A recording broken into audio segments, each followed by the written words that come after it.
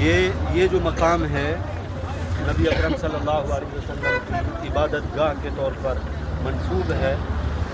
اور اس پتھر کے بارے میں جس طرح بتایا جاتا ہے کہ آپ صلی اللہ علیہ وسلم یہاں ٹیک لگا کر بیٹھے تو حضرت جبریل علیہ السلام تشریف لائے اور فرمایا کہ یا رسول اللہ صلی اللہ علیہ وسلم، پہاڑوں کا فرشتہ میں ساتھ لے کر آیا ہوں، اللہ نے مجھے بھیجا ہے، ان ظالموں نے آپ کو بہت ستایا ہے، آپ اگر حکم فرمائیں تو اللہ فرما رہے ہیں کہ ہم ان دونوں پہاڑوں کو آپس میں ملا کے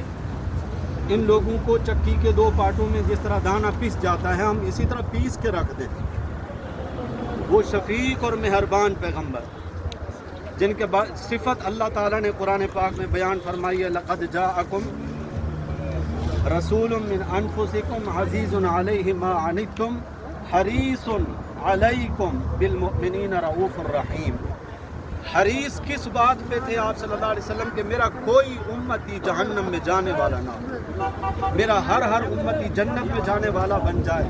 اور لا الہ الا اللہ کو مان لے۔ تو نبی اکرم صلی اللہ علیہ وسلم نے اس موقع پر جبریل امین کو کیا فرمایا؟ وہ شفیق اور مہربان پیغمبر جن کی صفت اللہ نے اپنی صفت بیان فرمائی،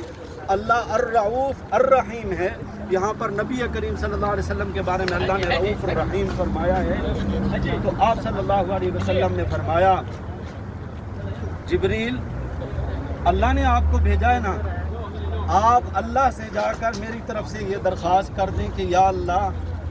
جتنی دیر میں آپ ان کو پتھروں میں پہاڑوں میں پیس کے ہلاک کر سکتے ہیں، کیا اتنی دیر میں ان کو ہدایت نہیں دے سکتے؟ تب میرے نبی صلی اللہ علیہ وسلم نے ہاتھ آسمان کی طرف بلند کر کے فرمایا، اللہم اہد قومی فإنہم لا یعلمون، اللہ میری قوم کو ہدایت دے، یہ مجھے پہچانتے نہیں، اللہم اہد قومی فإنہم لا یعلمون، اللہ میری قوم کو ہدایت دے، مجھے پہچانے نہیں ہے۔ پھر حضور اکرم صلی اللہ علیہ وسلم نے اسی موقع پر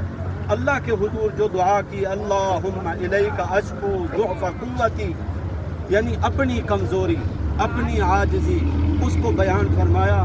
اور اللہ رب العزت کے سامنے عرض کرتے ہیں کہ یا اللہ، اگر تیرا غضب، تیری ناراضگی مجھ پر نہیں تو پھر مجھے کسی بات کی کوئی پرواہ نہیں کہ میرے ساتھ انہوں نے کتنی زیادتی کی ہے۔ ذرا اندازہ لگائیے گا آپ صلی اللہ علیہ وسلم کو کتنا ستایا طائف والوں نے، کتنا تکلیف پہنچائی ہے۔ احد والے دن نبی کریم صلی اللہ علیہ وسلم کے مبارک دانت شہید ہوئے، سر مبارک زخمی ہوا، سگے چچا حضرت حمزہ رضی اللہ تعالی عنہ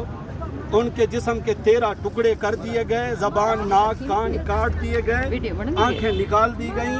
آپ صلی اللہ علیہ وسلم کے 70 صحابہ کرام کو شہید کر دیا گیا۔ لیکن حضرت عائشہ نے جب عرض کیا نا